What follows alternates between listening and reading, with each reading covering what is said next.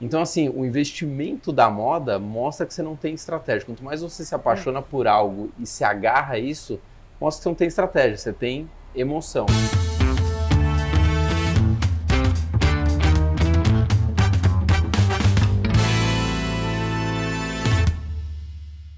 Olá, estamos começando o Papo, Café e Lucros do mês de novembro de 2021 e a conversa de hoje acontece aqui no Sky Hall Garden em São Paulo e eu tenho o prazer de receber a Bea Aguilar, que é analista de investimentos, e o Fabrício Guerato, que é especialista em investimentos. Bem-vinda, Bea, e bem-vindo, Fabrício. Obrigada, Giovana. Vai ser um prazer ter esse bate-papo hoje. Na avaliação de vocês, qual foi o investimento do mês de novembro?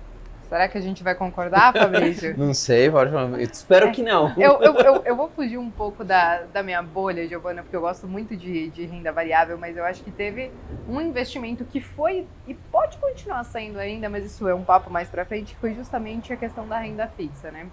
A gente teve mais um aumento na nossa taxa de juros, acho que vários títulos começaram a ficar bem interessantes. Na contramão, nossa Bolsa de Valores acabou sofrendo um pouquinho, então a galera que já estava um pouco alocada em renda fixa ou, enfim, que começou a olhar para esses investimentos, conseguiram performar bem. Não somente o que está atrelado ao CDI, mas até mesmo o que está atrelado à nossa inflação. E estamos chegando aí, né, na casa dos 2 dígitos, quer queira ou não, também dá esse boost para os títulos que estão indexados a isso, né? Eu costumo falar que no mercado financeiro, na verdade quem falou isso foi lá atrás o louco do ministro da comunicação do Hitler, né? Quando a mentira é repetida várias vezes, ela acaba virando uma verdade. E muita gente ficou falando perda fixa, perda fixa, perda fixa, perda fixa. Chega uma hora e fala, nossa, eu sou um idiota de investir na renda fixa. Aí você para e pensa e fala, pô, será que os países que têm juros negativos e as pessoas investem em renda fixa, eles são burros, né? País de primeiro mundo, alguma coisa está errada. E agora voltando, né, a taxa de juros crescendo, mostra que a renda fixa tem um papel importante na sua carteira, tem um papel... Não tem como você fazer reserva de emergência se não for na renda fixa. Fica muito difícil você fazer uma reserva de oportunidade se não for na renda fixa, porque quando tudo cai geralmente tudo da renda variável, até criptomoedas, como a gente viu na última onda aí que teve o ano passado. Então a renda fixa está agora voltando e é bom, acho que o principal não é se eu vou ou não vou investir, acho que não é essa questão. É parar de falar, porque quando todo mundo fala alguma coisa, só para você ter uma ideia, Joana, a Bea tava, né, a gente tava, acho que você não participou dessa live que ficaram metendo o pau na bolsa? Sim. A gente estava numa live que a gente tem um grupo, né, que a gente faz toda quarta-feira, o QG do mercado, e tinha um especialista em criptomoedas e veio o público dele de criptomoedas. Aí a gente começou a ver comentários do tipo, B3 é um lixo, B3 morreu, B3 é coisa de mendigo. Radicalismo, né? Total. Porque a pessoa vicia tanto numa coisa e hoje, e todos que estavam naquela live têm criptomoedas, todos ali têm criptomoedas. Mas a pessoa acha que é tão esperta, né, de pegar um determinado ativo que vai bombar. Isso a gente já viu com o fundo imobiliário, já vi com ações lá no passado, Tesouro Direto também já foi há 10 anos atrás, nossa, investi no Tesouro, tal. Então, assim, o investimento da moda mostra que você não tem estratégia. Quanto mais você se apaixona por algo e se agarra a isso, mostra que você não tem estratégia, você tem emoção, só isso. Sim, eu acho que novembro mostrou pra gente aquela história que a gente sempre fala da diversificação, porque você teve, acho que outro investimento que dá pra trazer é pra quem já olha pro mercado internacional, norte-americano. Você teve S&P, Nasdaq batendo recordes de alta, enquanto aqui no Brasil a gente tá nesse perrengue ainda.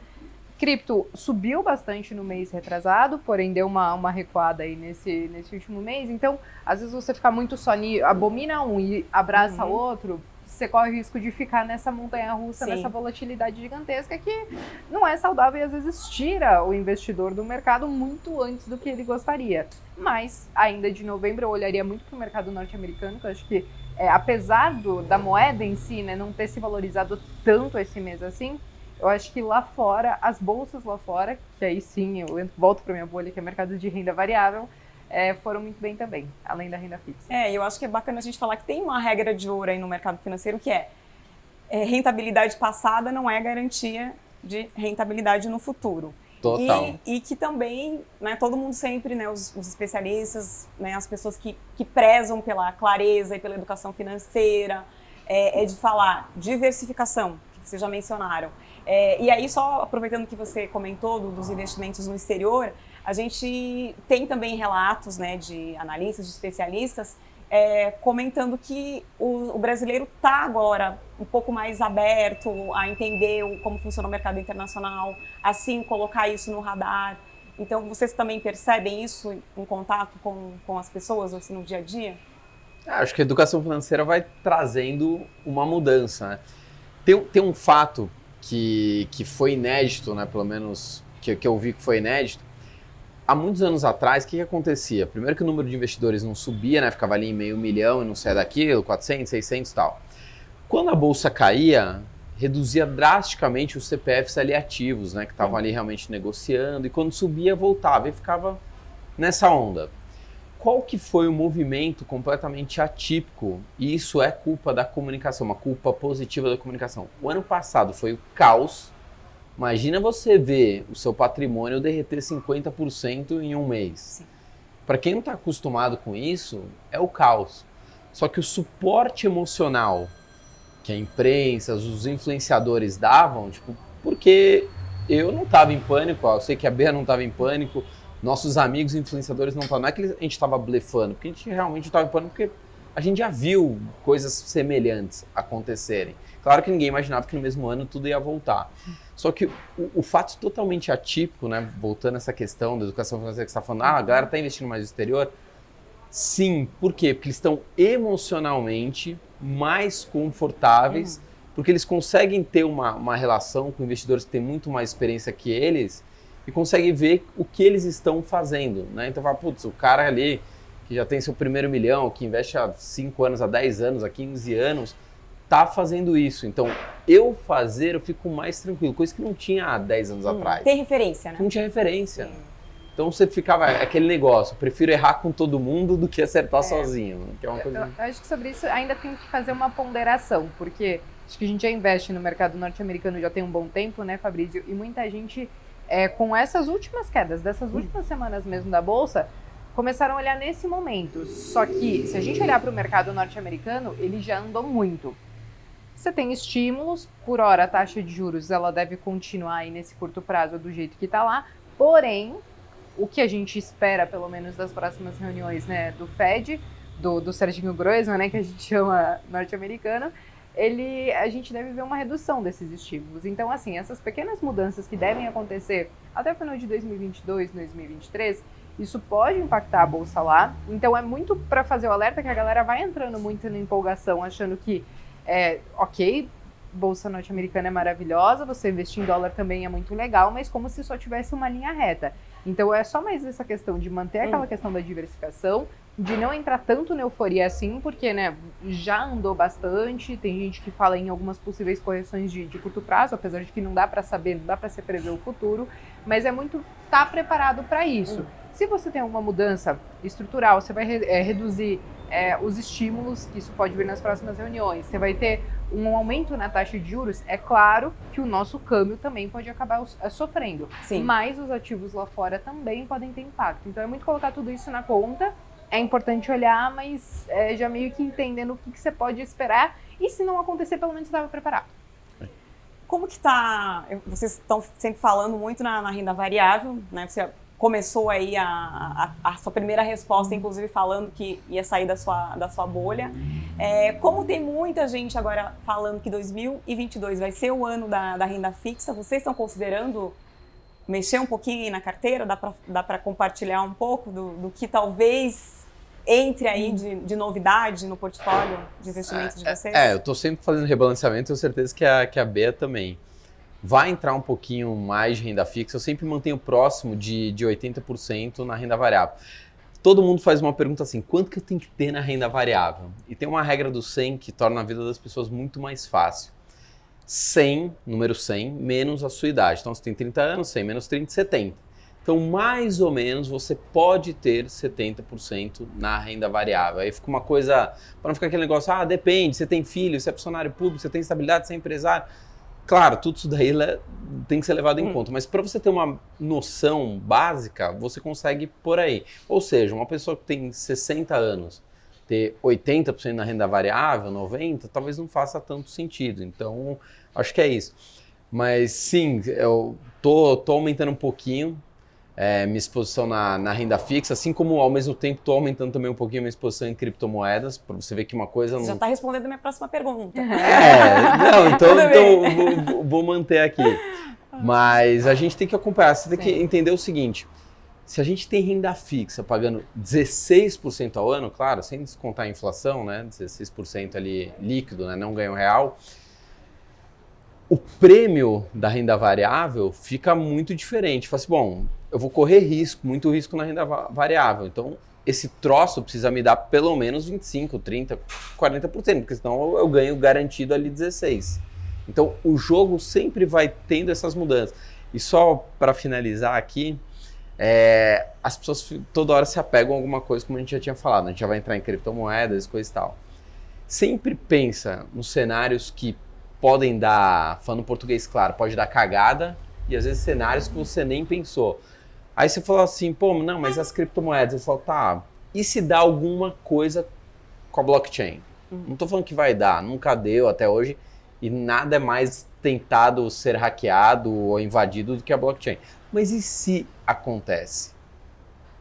E se tem o governo... que estar preparado para se acontece como alguém imaginou, né? que o governo americano estava fazendo... Governo não, né? Mas não estava olhando para uma bolha que uma coisa que provavelmente não aconteceria no Brasil, né? Por incrível que pareça. Né? Mas aconteceu nos Estados Unidos, né? A economia mais desenvolvida do mundo deixaram acontecer uma bolha imobiliária bizarra. Sim. E se acontecer de novo? E se no Brasil aconteceu ao contrário? Ganhar alguém a eleição ano que vem que vai fazer nosso país andar, que é sempre o país do agora vai e vai. Então, assim, a gente tem que considerar cenários que a gente não está pensando, porque o mundo é muito incerto, né? Completamente incerto. Posso colocar uma pimenta nessa conversa? Óbvio. Da sua regra dos 100, Fabrício. Porque, bom, lá em casa, essa coisa de vir para o mercado, vir para a bolsa, veio de casa. Meu pai também, ele trabalhou no mercado de capitais, está mais de 30 anos como investidor também. E uma das primeiras coisas que a gente aprende é a regrinha do 100, né? Tipo, porque eu também cheguei perdida. E aí, o que eu vou colocar, entendeu? E aí ele disse assim, olha filha, tem essa regrinha, mas ele, por exemplo, não segue, porque ele disse, eu tô há 30 anos no mercado, quanto mais tempo eu tô aqui, mais confiança eu tenho para fazer os meus investimentos no mercado de renda variável.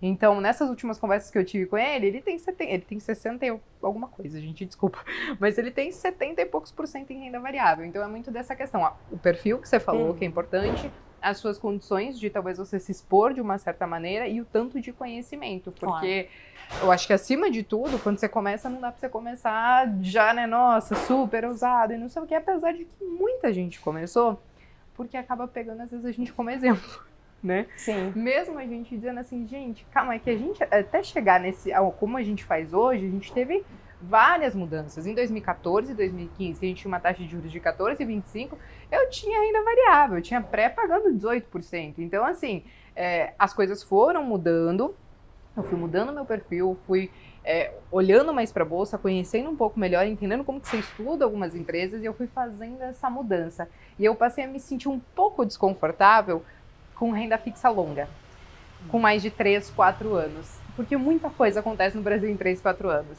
Você tem eleições, praticamente o nome do país muda, se for o caso. Então, acho que muitas oportunidades podem aparecer ali. E aí, é claro, na minha estratégia, eu tento não ter esse dinheiro preso. Eu gosto daquela coisa do dinheiro mais líquido e por isso que eu estou alocada majoritariamente em bolsa, mas é importante dizer que você tem uma diversificação, não é? Tudo ações, tudo fundo imobiliário. Isso é um pouquinho de cada coisa. Você tem fundo imobiliário, você tem ação, você tem um pouquinho de ouro, você tem um pouco de mercado norte-americano, você tem um pouquinho de cripto. Então você tem essa diversificação, às vezes numa pontinha está indo mal, na outra pode estar indo bem.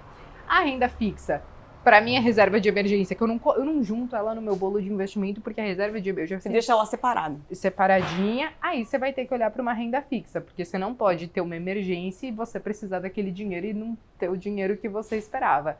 Mas eu acabo separando, até talvez se eu pudesse trazer essa dica, porque eu já tentei colocar tudo junto no bolo, e aí você olha um pedaço da sua carteira de investimento voando.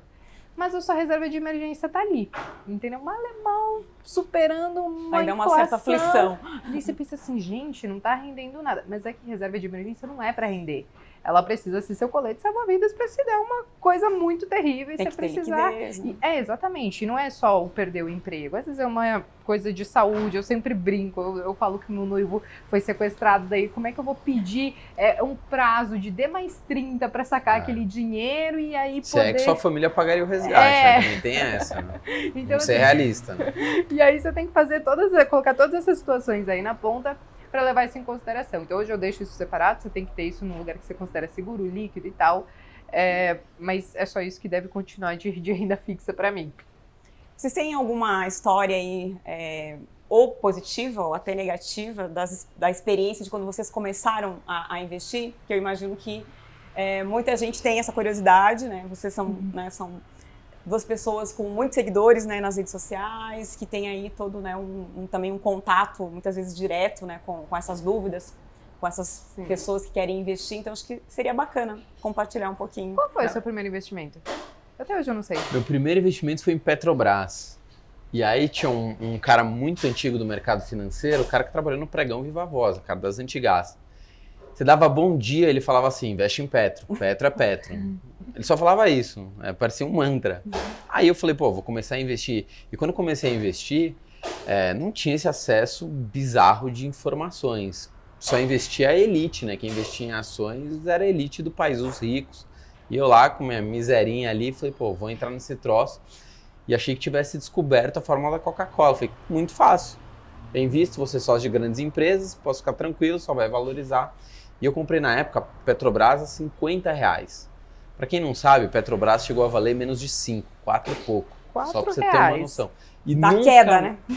Isso foi em 2015, do tombo. né? Isso, foi em 2015. E nunca mais voltou a R$50. Mesmo que voltasse a R$50, olha a inflação que comeu nesse período. Por que eu estou contando isso? Para falar que não tem uma magiquinha que a renda variável, eu sou muito esperto, é só investir em ações e sentar e ficar. Eu vou contar algumas histórias do mercado financeiro, porque a história de sucesso às vezes mais deseduca do que educa.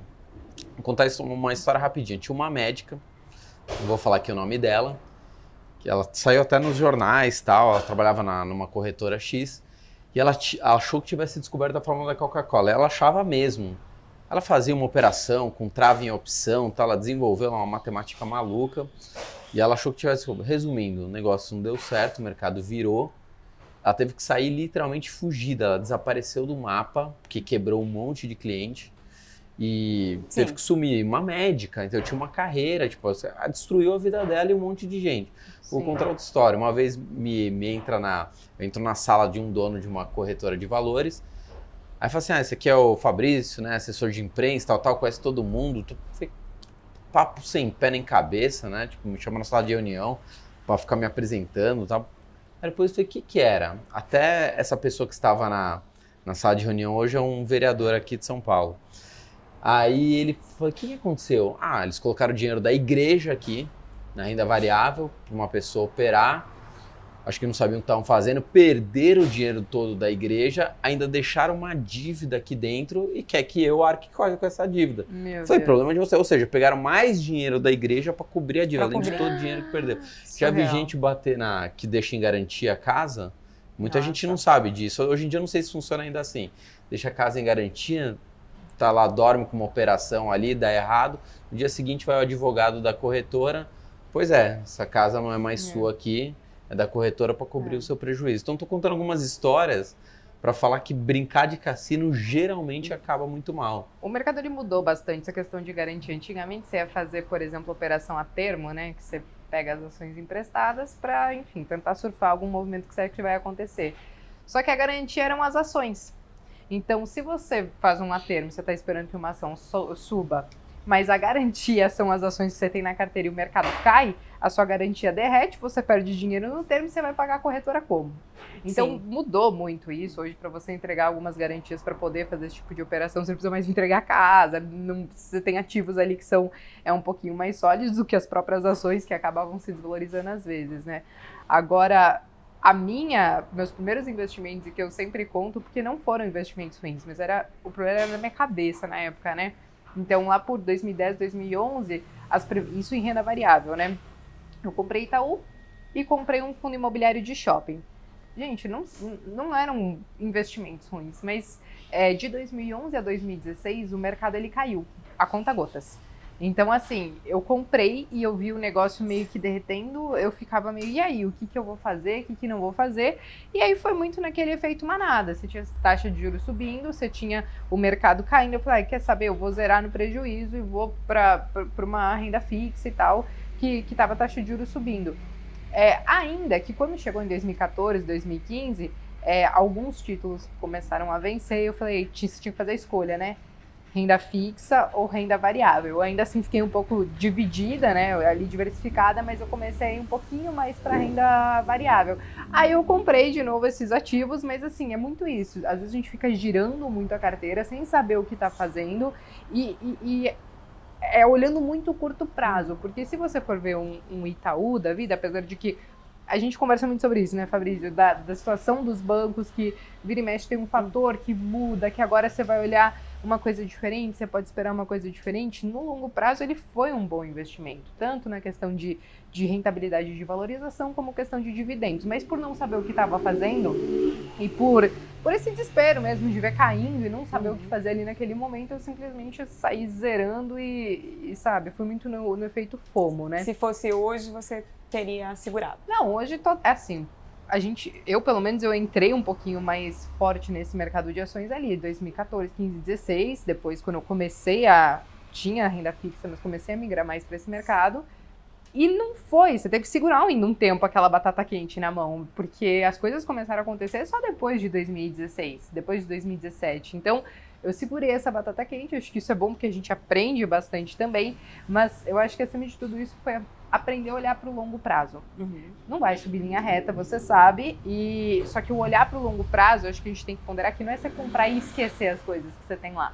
Você precisa acompanhar um pouquinho, porque sua Petrobras, por exemplo. Sim, eu entendeu? zerei com 30 e pouco, mas zerei no prejuízo. O tal da Petro a Petro não era tão Petro assim. Não dá para você só comprar porque é longo prazo salva. Calma, você precisa acompanhar de perto o que você colocou ali dentro da sua carteira para realmente pensar no longo prazo e avaliar a cada tanto tempo, né? Uma das coisas que vocês mencionaram foi esse cuidado com o que está na moda, né? Atualmente a gente ouve muito falar em criptomoeda, em NFT, que confesso até um tempo atrás não sabia direito como funcionava. A gente inclusive, né, fez uma live recentemente lá no Investidor para explicar melhor, né, como esse ativo funciona e as opções que existem, que também são várias, né? E como vocês estão enxergando isso? Qual é o cuidado? Porque, de novo, né? Acho que cautela sempre é importante, né? Nessa hora, assim, de olhar para um ativo que está muito em evidência, né? Eu tenho duas perguntas básicas. Todo mundo fala assim, eu posso investir em carro antigo de cor azul calcinha? Sei lá. Fala assim, você tem que ter duas perguntas muito bem respondidas. Por que você quer investir? Seja no que for, e quantos % você pode ter na sua carteira desse troço? São duas perguntas que você precisa ter uma resposta muito clara. E muitas vezes, quando você eu invisto em criptomoedas, a B investe em criptomoedas, muitas vezes quando você pergunta para alguém, ela fala assim, por que você investe em criptomoeda?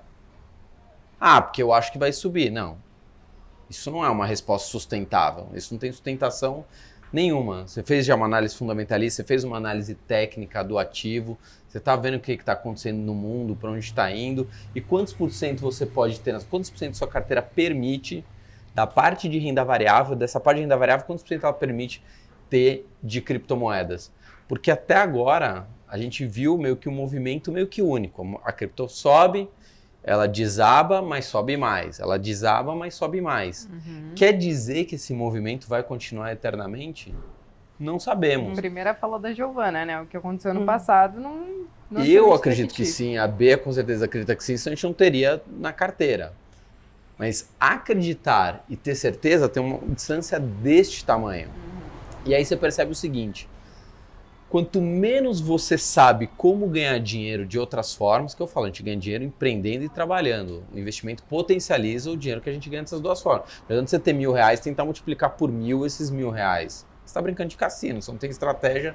E isso é uma das coisas que a gente conversou, né? Que antes até de começar nosso papo aqui, que é da importância da gente ter seriedade quando vai falar sobre os investimentos, né? De ter compromisso, não sair falando qualquer coisa e fazendo com que as pessoas entrem numa furada, né? Então, é que a galera olha pra gente que tá todo dia dando a cara a tapa, ficou rico investindo. Não, a gente fica rico trabalhando. O que a gente tenta fazer? Potencializar um pouco no mercado.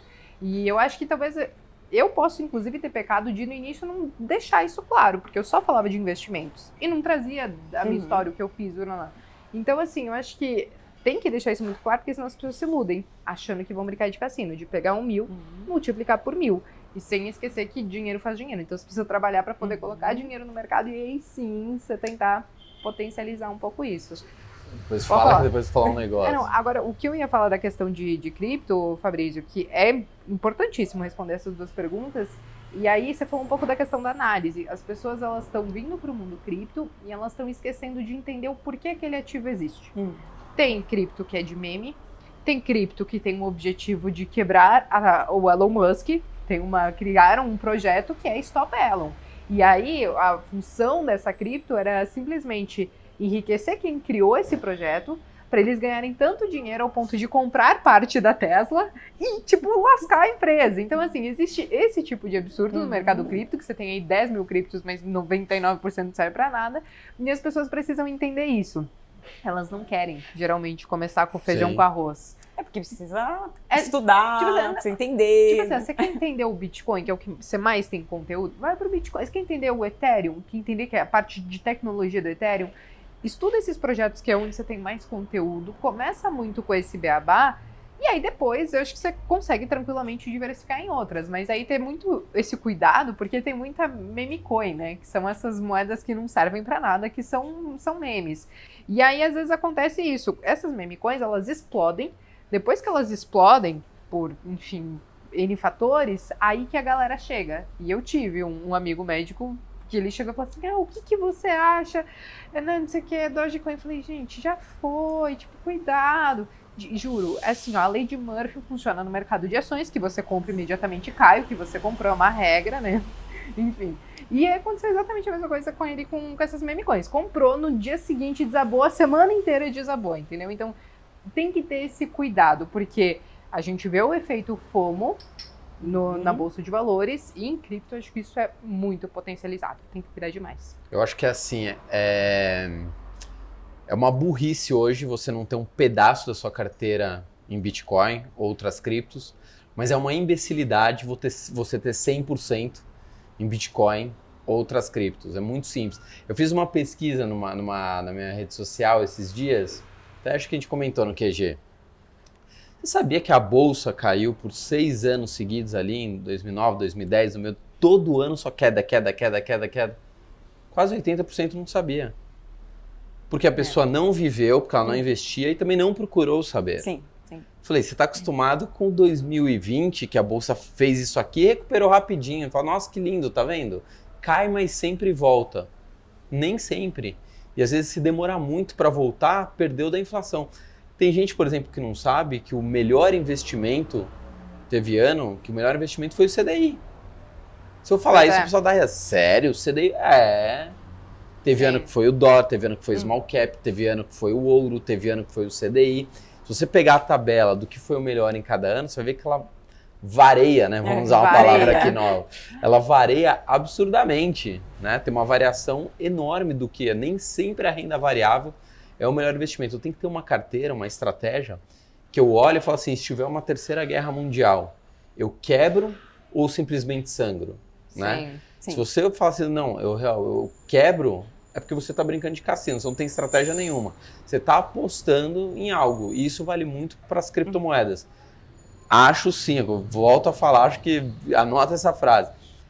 É uma loucura hoje você não ter um pedaço em criptomoedas, em Bitcoin na sua carteira, mas acho uma imbecilidade você ter 100% em criptomoedas. É simplesmente uma aposta, é um cassino, não tem estratégia nisso. Eu tenho batido muito nessa tecla. O pessoal começa a criar torcidas para investimentos e classes de ativos, né? Não tem isso só para ações. Eu digo, gente, troquem o OU pelo E.